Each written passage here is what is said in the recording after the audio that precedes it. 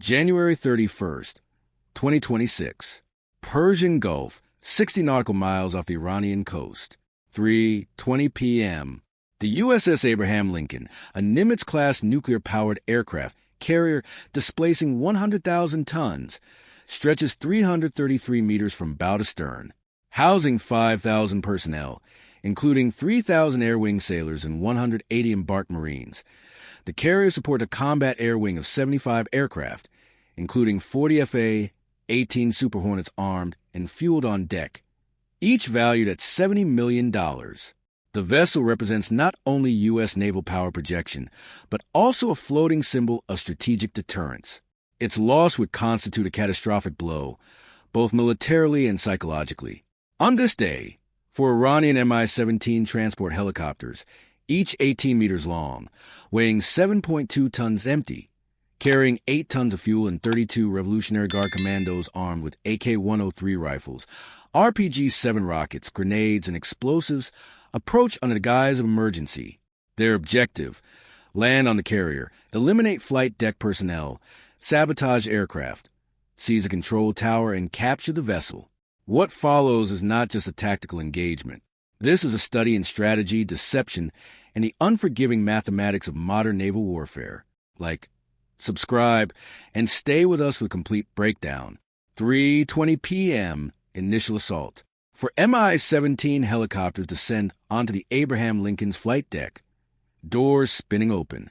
32 Iranian commandos leap onto the deck, rifles raised, grenades armed, targeting 120 flight deck crew and 40 FA, 18 Super Hornets. The plan is audacious. Seize the deck, kill personnel, and hold 5,000 Americans hostage. Technically, each Mi-17 is capable of 250 kilometers per hour cruise speed, carrying up to 24 troops with 2,000 kilograms of cargo. Here, they carry 32 elite commandos with explosives and small arms. The helicopter's approach is masked as emergency landings, a ruse relying on maritime law obliging the carrier to provide assistance. Strategically, if successful, this would represent an unprecedented breach of U.S. carrier defenses. The audacity of attempting to capture a nuclear-powered aircraft carrier from the air highlights both desperation and propaganda ambition. Dramatically, the window for deception closes the instant the helicopters touch down. 3:20 and 15 seconds p.m. Surprise contact. Flight, deck crew, and Marines immediately recognize the threat. The 180 embarked Marines and security teams respond within seconds. Surveillance cameras track each commando's movement across the deck. Specifications: FA-18s on deck, 14 meters long, 12 tons, armed with live ordnance and fully fueled, provide both cover and hazard. Overpressure from exploding munitions could easily trigger chain reactions. The danger is as technical as it is tactical. One miscalculated grenade, one ricocheted round, could destroy multiple aircraft, costing $280 million for 4 jets. Strategically, immediate action is necessary to prevent catastrophic loss of life and material. The dramatic tension. If Americans falter even briefly, the commandos could secure the deck or control tower, threatening the carrier's operational viability. 3:21 p.m. First engagement. Commandos split into teams, 8 targeting control tower, 8 sabotaging aircraft, 8 securing the landing zone, 8 eliminating flight deck crew. 120 flight deck sailors engage, firing M4S and 9mm pistols from behind aircraft. Technically, the commandos' AK-103 rifles have effective ranges of 400 meters, firing 30-round magazines at 600 rounds per minute cyclic rate. RPG-7 warheads, 2.25 kilograms of high explosive, threaten light structures, but are ineffective against reinforced flight deck armor. Yet the intent is disruption and terror. Strategically, this is a test of rapid response doctrine. U.S. Marines employ deck clearing procedures. 3-man teams, covering angles, coordinated fire. Dramatic tension escalates. Commandos are armed, highly trained, and committed to martyrdom. The mathematics are unforgiving. 32 attackers against 300 defenders is a ratio of 1 minute and 9.38 seconds. 3:22 p.m. Control tower assault. 8 commandos storm the tower stairs. 10 sailors barricade themselves inside. Marines approach from the opposite side. Close quarters combat ensues. Grenades bounce, round ricochet, and smoke fills the stairwell. Technical precision. Marines fire M4S at a rate of 700 rounds per minute cyclic, controlling stairwell choke points. Commandos respond with AK-103S and hand grenades. Within 3 minutes, 8 commandos are neutralized. Cost. For Marines wounded, 2 sailors killed. Strategic analysis. Rapid insertion of security forces into vertical structures is vital for carrier defense. Failure would allow attackers to control the observation deck, potentially coordinating external helicopter fire and sabotaging air operations. 3:23 p.m. Aircraft sabotage. 8 commandos focus on parked FA-18s. 4 jets are destroyed using RPG-7S grenades and C4 explosives, creating $280 million in damage. Flight deck crew fights from cover. M4S firing between aircraft. Fuel leaks and munitions hazard amplify stakes. 1 spark could chain react into catastrophe. Technical note. The FA-18 cockpit canopy weighs 85 kilograms, reinforced glass. Engines contain turbine blades capable of exceeding 10,000 revolutions per minute. Explosive sabotage requires precise placement. Commandos demonstrate tactical understanding, but under fire, precision suffers.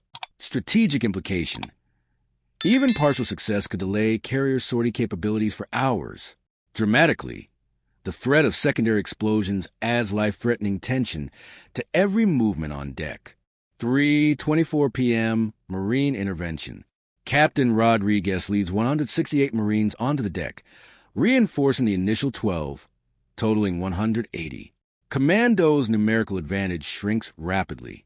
Marines employ deck clearance protocols, advance systematically, suppressing targets with grenades and overlapping fields of fire. Technical detail. Fragmentation grenades produce lethal radius of 15 meters, overpressure 3 to 5 psi capable of incapacitating exposed personnel. Coordination ensures Marines avoid collateral damage to aircraft while neutralizing threats. Strategically, this marks the turning point. The deck becomes a controlled environment. Attackers have no escape. Dramatic tension peaks. Trapped between overwhelming firepower and deck boundaries, commandos face inevitable destruction. 3:25 p.m. Landing zone secured. 8 commandos attempting to protect helicopters are overwhelmed by 40 Marines. Explosions, gunfire, and grenades neutralize threats. 3 Marines killed, 7 wounded. Commandos resolve as absolute. Surrender is refused. Technical analysis. Concentrated Marine assault demonstrates doctrine of fire superiority and encirclement. Each Marine team covers sectors with overlapping kill zones, ensuring no enemy breach. Strategic consequence. Failure of landing zone defense means commandos cannot exfiltrate. Helicopters are captured, and operational initiative shifts entirely to carrier forces. 3:27 p.m. Last stand. Remaining 16 commandos form defensive circle among parked FA-18s. Encircled by 180 Marines, they accept death over capture. Commander Hosini, wounded, rallies his forces, martyrdom before surrender. Technical perspective. Commandos' AK-103S and grenades provide suppressive fire, but they lack mobility and cover. Marines utilize combined arms approach, rifles, grenades, and bayonets in coordinated assault. Strategically, last stand is symbolic and operationally inconsequential. Dramatic tension is at its peak. Observers witness the absolute futility of internal assaults on a well-defended carrier. 3:28 p.m. Final assault. 60 fragmentation grenades are thrown simultaneously, shredding defensive positions. 180 Marines charge, engaging in hand-to-hand combat. Within 2 minutes, all 16 commandos are killed. Flight deck is secured. Technical detail. Grenade fragmentation, high-velocity rounds, and systematic clearing ensure 0 survivors. Risk to aircraft minimized by using open spaces as kill zones. Strategic outcome. The carrier is operational, personnel alive. Air wing intact except for the 4 destroyed jets. Combat loss ratio. 32 attackers dead versus 12 Marines. 27 sailors killed and 38 wounded. 3:30 to 3:35 p.m. Post-engagement action. Medical teams treat wounded. Secure helicopters captured.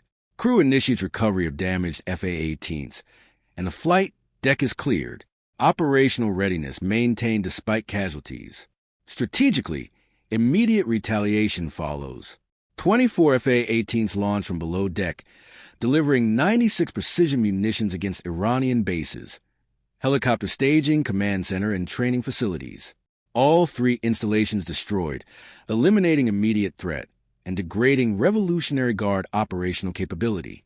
3:39 p.m. Operation complete.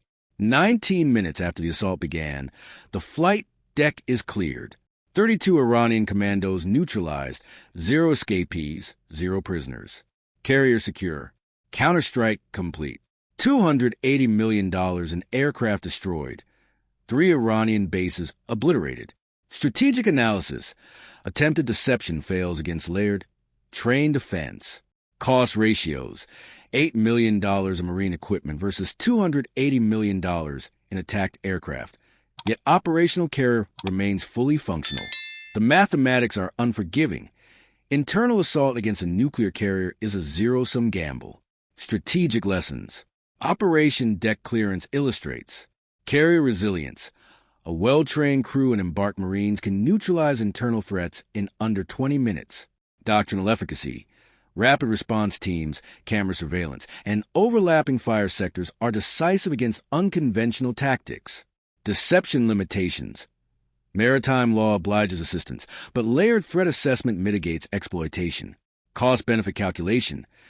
$280 million in destroyed aircraft versus 32 commandos dead demonstrates asymmetric operational advantage. Combined arms integration, air, sea, and ground coordination ensures both defensive and retaliatory operations are immediate and lethal. This hypothetical operation succeeded because of preparation, training, and layered defense. The USS Abraham Lincoln remained operational despite unprecedented internal assault. Operation deck clearance reinforces a strategic principle. Never attempt to attack a U.S. carrier from within. Deception can delay reaction, but not defeat doctrine. Now we want to hear from you.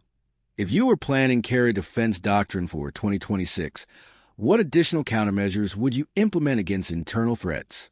Share your thoughts in the comments, and don't forget to like, subscribe, and follow for more in-depth military analysis.